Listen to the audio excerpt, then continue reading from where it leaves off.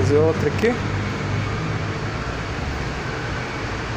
Bom dia, pessoal. Isso daqui é um defeito que a gente pegou, tá no Volkswagen Fox. Esse carro a gente chegou com dificuldade de partida. Na verdade não dava partida. A gente de prontidão já pensou que era o motor de partida do carro que estava com defeito. Por quê? Você dava partida, ele girava, porém ele girava em falso. Parecia que o Bendix não estava avançando, o automático não estava funcionando, né, do arranque. Olha o defeito que era.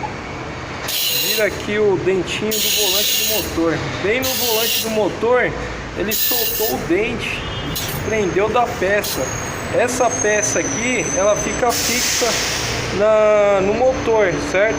Quando o motor de partida acopla aqui, ele dá um impulso, ele empurra esses dentes para frente, né? E o que acontece? O motor começa a girar e essa peça inteira gira junto. Só que aqui ele se desprendeu somente os dentes. Aí o que acontece? O motor de partida ia girar, ele só girava o dente, ó. Vocês podem ver que ele só gira o dente. Às vezes ele dá uma roscada, mas ó, só gira o dente, ó.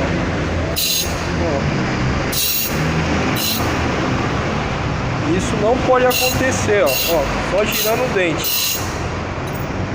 Certo, pessoal?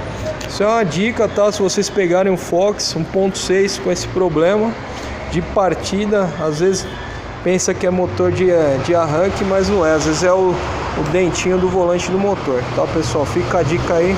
Um abraço a todos.